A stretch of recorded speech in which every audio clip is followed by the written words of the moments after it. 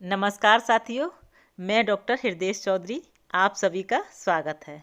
साथियों, अब सभी को भली भांति यह जानकारी मिल चुकी है कि उत्तर प्रदेश में प्रदेश की सरकार ने आउटसोर्स सेवा निगम को मंजूरी दे दी है। आज की इस वीडियो में निगम को लेकर के और आउटसोर्स कर्मचारियों को लेकर के खास अपडेट है, क्योंकि मुख्यमंत्री जी ने अपने सरकारी आवास से एक मीटिंग की है और सूचना विभाग को एक निर्देश जारी किया हुआ है, जिसके माध्यम से आपको समझने की ज़रूरत है। गठन की सूचना मिलने के बाद ये पूरी खबर पिछले कई दिनों में आप सभी ने कई बार देखी, पढ़ी और सुनी होगी। सभी लोगों ने कई बार आप लोगों ने इसलिए सुना और देखा होगा क्योंकि इसको गहराई से आप सभी समझना चाह रहे होंगे। तो साथियों, यहाँ पर कई ऐसे सारे पॉइंट हैं जिनमें से मुख्य जो पॉइंट हैं उन पर आज विस्तार से समझेंगे, जिससे आप कम समय में सही सूचना आप तक पहुँचे। हमारी कोशिश रहती है कि आपको सही और सटीक जानकारी मिले हमारी वीडियो के माध्यम से।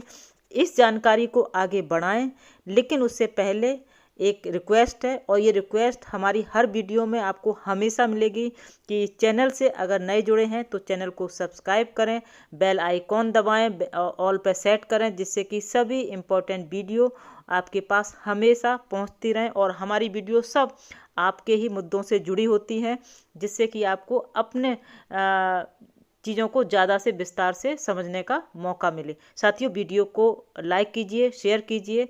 चलिए आगे बढ़ते हैं जानकारी को समझने के लिए। साथियों, आप लगातार देख रहे हैं कि इस समय आउटसोर्सिंग का मुद्दा काफ़ी गर्म चल रहा है।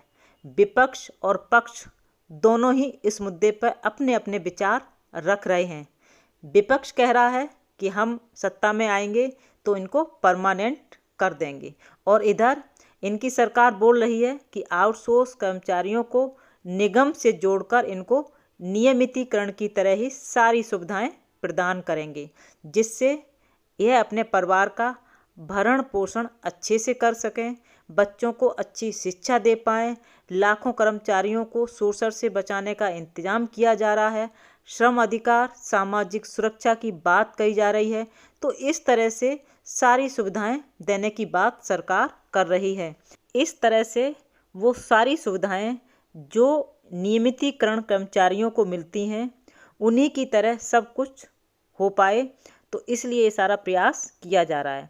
यहाँ पर मेन कुछ ऐसे निर्णय लिए गए हैं जिसके बारे में आगे बात करेंगे। उनको समझना आपके लिए बहुत ज़रूरी है। साथ ही आपको सूचना विभाग के द्वारा एक लेटर भी जारी है, वह भी आपको दिखाऊंगी।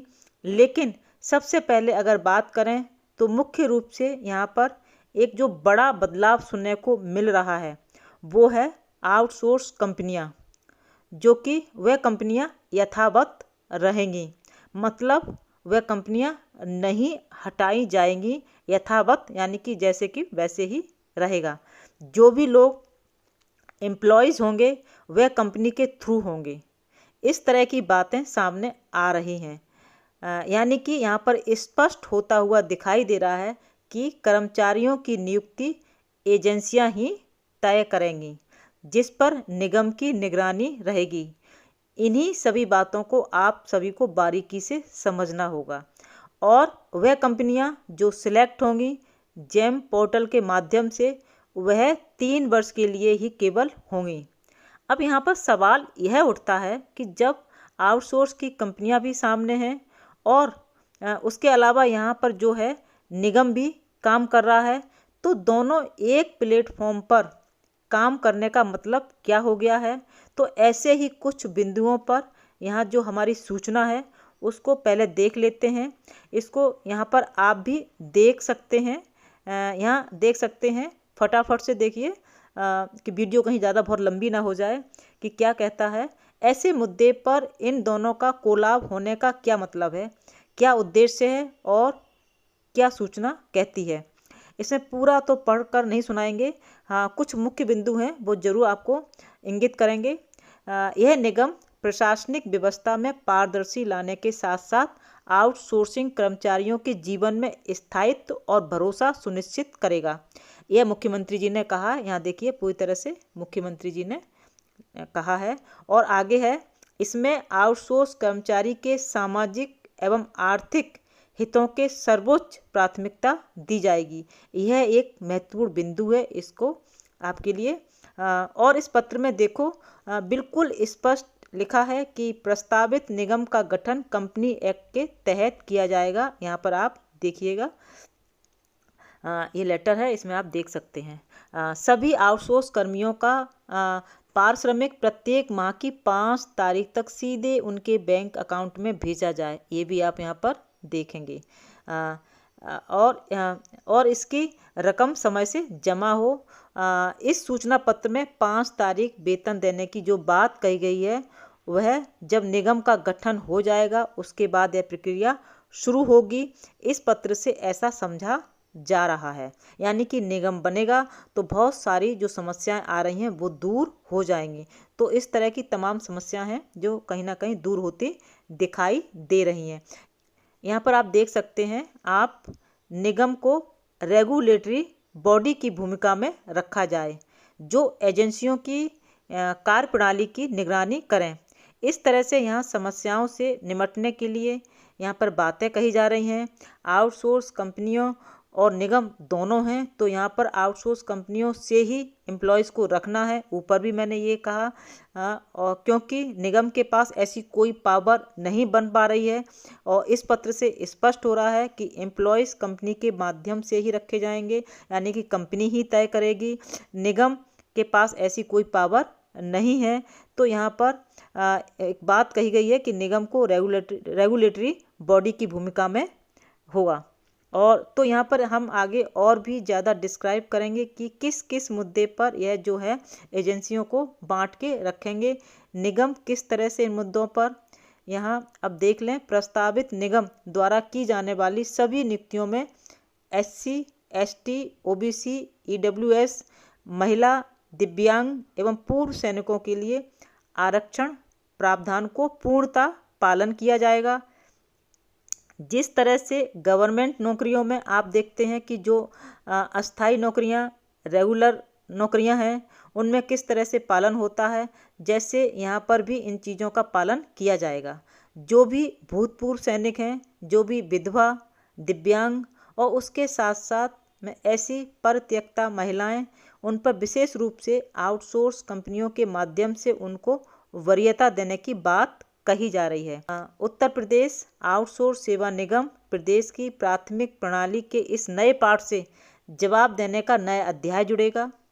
एक नई मिसाल कायम करने की बात यहाँ पर कही जा रही है। साथियों, यहाँ पर पूरा लेटर देखा है, इसमें लिखा है जो हमारी रेगुलेटर बॉडी है, जो हमारा निगम है, यह क्या क्या रेगुलेशन करेगी उसे कंपनियों पर जिनसे आउटसोर्स कर्मचारी रखे जा रहे हैं। मुख्यमंत्री जी ने स्पष्ट कहा है कि निगम को रेगुलेटर बॉडी की भूमिका में रखा जाए। यहाँ आप भी इस लेटर में देखा है आपने। एजेंसियों की कार्यप्रणाली की निगरानी करें और नियमों के उल्लंघन पर ब्लैक लिस्टिंग, डिबारमेंट, पेनल्टी एवं वैधानिक कार्रवाई सुनिश्चित करें। सबसे बड़ी चीज़ यहाँ पर है कि ऐसी कोई कंपनी जो मनमानी करती है, जो लोगों की सैलरी नहीं देती है या नहीं दे रही है, आपने हमेशा देखा है कि 1 महीने से 2 महीने से 6 महीने से कंपनियां नौकरी सैलरी नहीं देती हैं। कितने तारीख को दे रही हैं, कब दे रही हैं, क्या उन सब चीज़ों पर निगम है जो रेगुलेट करेंगी। यानी कि ये रेगुलेट का काम हमारा निगम करेगा, जिससे कि कहीं किसी भी तरह की किसी भी स्तर पर आउटसोर्स कर्मचारियों को किसी भी परेशानी का सामना न करना पड़े। उनकी छुट्टियों को लेकर के उनको निकाला ना जाए, इनको लेकर निकल जाने की कोई बात यहाँ पर नहीं कही गई है। जब तक जिस विभाग में काम कर रहे हैं उस विभाग का जो अधिकारी है, अगर वह स्पष्टीकरण देता है कि यह काम करने लायक नहीं है तो ही निकाले जाने की बात होगी। तो बहुत ही यहाँ पर एक अच्छा नियम आप देखने को मिल रहा है। यही चीज़ें तो बारीकी से आपको समझनी हैं कि आपके अधिकार क्या हैं और किस स्तर पर आपको सुविधाएं मिलने जा रही हैं। कंपनी अपनी इच्छा से यहाँ पर किसी को नहीं निकाल पाएगी। एक ये बहुत ही इम्पोर्टेंट बात थी जिसको लेकर अक्सर आप लोगों को पीड़ा सहन करनी पड़ती थी। एक आवाज़ नहीं उठा सकते थे, जब चाहे एजेंसियां निकाल दिया करती थी, लेकिन निगम गठन हो जाएगा उसके बाद आपको ना तो निकाल सकता है कोई और ना ही कोई वेतन देने में देरी होगी, क्योंकि निगम रेगुलेट करेगा। एक मुद्दा यह भी सामने आ रहा है, चयन के बाद कोई भी कर्मी तब तक मुक्त नहीं किया जाएगा जब तक सक्षम अधिकारी की संस्तुति ना हो। मतलब अपनी मनमानी नहीं कर सकती हैं एजेंसियां। इस पर हमारा निगम है जो वह प्रॉपर रेगुलेट का काम करेगा, जैसा कि यहाँ पर बताया जा रहा है। ये पूरा लेटर है आपके सामने, देख चुके हैं आप। साथियों, यह थी आज की अपडेट। निश्चित रूप से ही निगम बन जाने से जो वो भी अभी के हालात हैं, इन हालातों में काफ़ी परिवर्तन होगा। पिछली सरकार क्या करेगी, अगली सरकार क्या करेगी, आने वाला समय क्या होगा, वह एक अलग मुद्दा है। लेकिन निगम बन जाता है तो निश्चित रूप से यह आपके लिए काफ़ी सुविधाजनक होगा, बेहतरीन होगा, अच्छा होगा और काफ़ी सुविधा आपको निश्चित रूप से मिलने वाली है। वीडियो पसंद आए साथियों तो वीडियो को लाइक और शेयर जरूर कीजिएगा, और शेयर करके ये सारी सूचनाएं जो बारीकी से आपने समझी हैं वो अन्य साथियों तक पहुँचे, और चैनल को सब्सक्राइब करना मत भूलिएगा। आपसे जुड़े हर मुद्दे पर हमारी वीडियो आप तक पहुँचेगी। फिर मिलते हैं साथियों इसी समय पर, तब तक के लिए जय हिंद, जय भारत।